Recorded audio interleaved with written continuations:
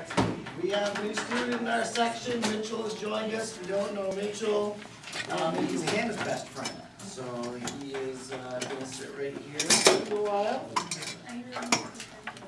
You can, on your convenience, tell him all the crazy things he needs to survive in this class.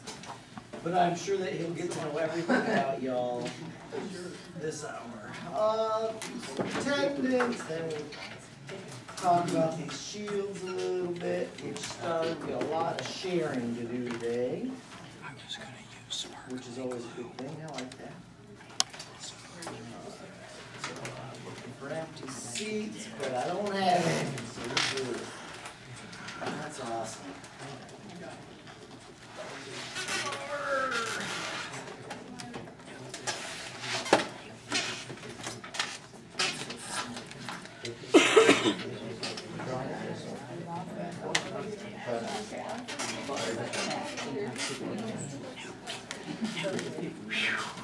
All right, before we dive in, anybody going to be absent tomorrow? We've got the fun schedule for Pink Arrow where we're compressing the schedule. We're putting all 5 classes in the morning, and then we've got special activities and assemblies during the afternoon. As a result of that, we have a lot of our athletes, student council members, the cheer squad. There's a lot of different folks volunteering to do different activities throughout the morning.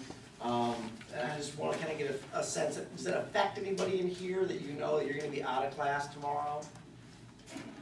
No? Everybody's, so you're all going to be cool. There are classes out in the big building where, you know, literally I have colleagues who are dealing with a class of 25 or 30, only having half a dozen students who aren't doing something affiliated with Pink Arrow tomorrow. So that's why I asked, but we should be good to go. Class is shortened a little bit. I think we're 40, 45 minutes or something like that. All your classes will be a little bit shorter. And then after lunch, we have a big assembly and we do some games and things. Should be a lot of fun. And get things repping so we can head down to the field after school and watch some soccer, which is always kind of fun. So, cool beans. Your shields turned out okay. You found all the resources you needed. I can see how amazing and wonderful they are, so I'm looking forward to that.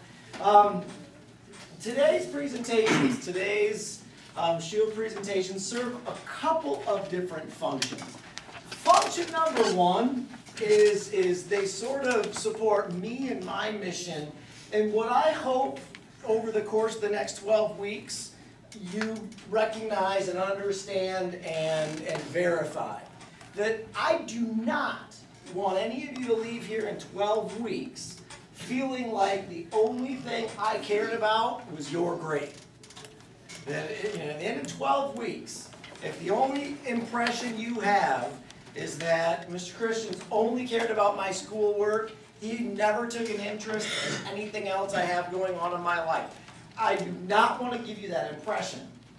I teach 9th grade English by choice.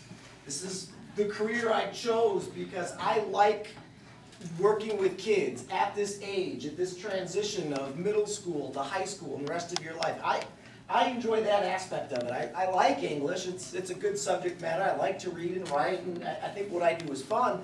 But, I mean, at the end of the day, I know that of the 28 of you in here, I've got kids who love to read more than I do, and I have kids who hate to read. And to me, that doesn't really matter. I have kids who love to write, and I have kids who hate to write. Of the 30 kids in every class, you know what? It's bigger than that. And so when we do our shield presentations, it's a fast and easy way for me to see some of those great details that you bring with you everywhere you go, and yet in a different assignment, I may not hear those things. You know, this morning I learned kids who enjoyed cooking, or kids who are accomplishing things in the summertime through competitions and contests and skills, and people have traveled to all kinds of places, and no kid, no 14, 15-year-old kid coming in here and sitting down is a flat, static kid who only does one thing. You're all really interesting young people, and if all we ever did was English every day, I'd miss out on that. So that's the first function. In your presentation, I am listening very carefully for stuff that I find interesting, things that we have in common, things that we can share. sometimes you'll say something and it jogs something in my brain and makes me think, that sounds like a cool place, I'd like to go there. Or that sounds like a cool activity, how can I try it? So I learn a lot from you based on what you share in your presentations about yourself. I would encourage all of you as classmates, as peers, to listen as actively as I do. You know, to have an open mind that you're going to see people up here who you think you know, and those individuals might share something that is new and different and fresh, and you can file that away as, that was interesting. I didn't know that about that person. That's pretty cool. I said it serves two purposes. The second purpose, I think, is for young people to feel confident, to feel self-assured, to feel proud of who you are, to give voice to your identity, to be able to stand up in front of a group of your peers and not worry about whether or not the person in the back row is going to snicker or smile when you list off your 5 favorites. There's nothing wrong with you being able to say, look, these are my 5 favorite things. And if somebody else is going to laugh, oh well, I don't think anybody's going to laugh. I mean, you guys look like a pretty kind, friendly audience. I don't see a hostile member out here waiting to throw nasty tomatoes or tell little jokes behind your back. But I'm going to guess that, you know, there's something valuable at the age of 14 being able to stand up and say who you are. This is who I am. These are the things that I've done. This is where I am heading. And you're not afraid to share that with the world. It's kind of getting used to that voice that you have that says, yeah, this is me. And I'm not afraid to tell you who I am. And I don't think anybody should ever be afraid to stand up and say, this is me. These are the things that are about me. And you know what? I'm okay sharing that. I mean, if you laugh, oh well, you know, go ahead and laugh. Not the end of the world for me. And so hopefully today, as nervous as you might feel, or as uncomfortable as you might feel, or as much as indifferent as you might feel, you just don't really care either way, you know what? There's still something valuable in standing up and saying, this is who I am. And we'll all listen to it. So whether you're the presenter or the audience, hopefully there's learning going on both sides of that coin. And that's kind of how we're going to roll with this. So, to get started, this is an informal presentation, which means the presentation itself is not being graded.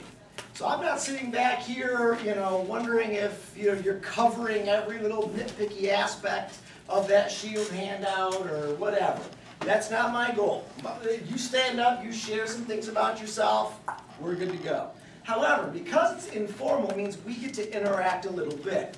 Now I'm going to ask that you be polite and you at least wait until the person is done with whatever that individual has prepared. So at the end, if you're like, when you went to Disney World, did you stay on property? Or you know, oh, because we stayed at the Contemporary Resort. And boom, you might have a connection or something. Or, you know, so wait till they're done. If you really don't have anything to chime in or anything appropriate, you don't have to. I might be the only one who's asking clarification questions. The most famous one is someone will say, my childhood memory was when this happened. And then I usually ask for the story. It's like, well, what happened? Why do you remember it? And I'll ask for more detail usually for that. But other than that, you as the presenter have the right to not expand it. You know, if you're like, my childhood memory was when I fell and broke my arm. And then you do your presentation, I'm like, so what happened? Why do you remember that? And you are welcome to say, I'd rather not talk about it. Okay, I guess you'd rather not talk about it then. It's not like we're going to egg you on. You don't have to talk about anything any more than you're comfortable talking about. Nobody wants you to be uncomfortable. So it's an informal presentation. You are not a hostile audience. However, we are grading the shields. So when you are done, or at the end of class, we'll collect all the shields. You can see we've already started putting some in the hallway so that we can do everybody's shield and feel really safe and secure. Now the cool thing about the presentation not being graded is that you do not need a shield to present. That even if you forgot your shield next to the door and the dog ate it and then he threw it up and you didn't, you know, whatever, you don't need the shield to talk about these issues. The shield sometimes is helpful because you can kind of look at your shield and be reminded of what it was you wanted to say. But, I mean, the shield itself is just the vehicle or the tool We're talking about those things. This is my childhood memory. These are my goals. These are my 5 favorites. This is what I would do if money didn't matter and I had a day. So even if you don't physically have a shield, don't worry about it. Don't freak out because you don't have a shield. You've still done the thinking. You can still answer the questions. All you need to do is share your answers. You can bring the shield in later today. You can bring the shield in tomorrow. And you can get your score for it that way and you'll be good to go. All right? It's a lot of information. Y'all good? Anything else? All right, now in every group, there's always one person who's been sitting here dying to go and just get it over with so that you can spend the rest of class as a member of the audience in 4th hour, first term, 2011. Who is that person who just wants to go first and get it over with? All right, Alexis Schaefer, come on up. You can stand on up here and tell us all about yourself. There.